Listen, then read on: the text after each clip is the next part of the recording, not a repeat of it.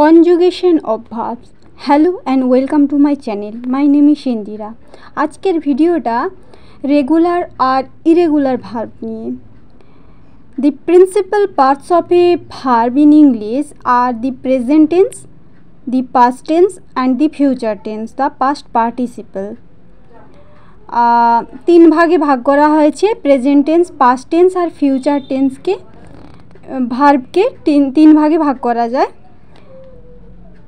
এইবার এই ভার্বগুলো form change করা হয়, প্রেজেন্ট থেকে পাস্টে নিয়ে যাওয়া যায়। কিছু কিছু ওয়ার্ডস রয়েছে যেগুলো ইডি যোগ করা হয়, আবার কোনো কোনো ওয়ার্ডগুলো রয়েছে যেগুলো ওয়াই থাকলে আই প্লাস ইডি করা হয়। এই ইডি অ্যাডেড ওয়ার্ডসকে আমরা উইক ভার্ব বা রেগুলার ভার্ব বলে থাকি, আর অন্যান্য ফর্ম ভার্বগুলোকে আমরা ইরেগুলার ভার্ব হিসেবে জানি। কিছু উদাহরণের সাহায্যে আমরা জেনে নিই। যেমন laugh, LAUGH plus ED, laugh থেকে লাভড হয়েছে, হাসা, হেসেছিল।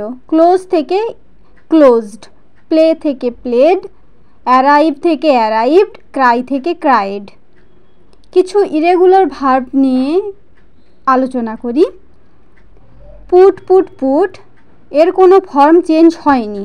কাট, do did done, go went gone, come কেম কাম প্রভৃতি। এগুলো আমরা ইরেগুলার বা স্ট্রং ভার্ব হিসেবে জেনে থাকি।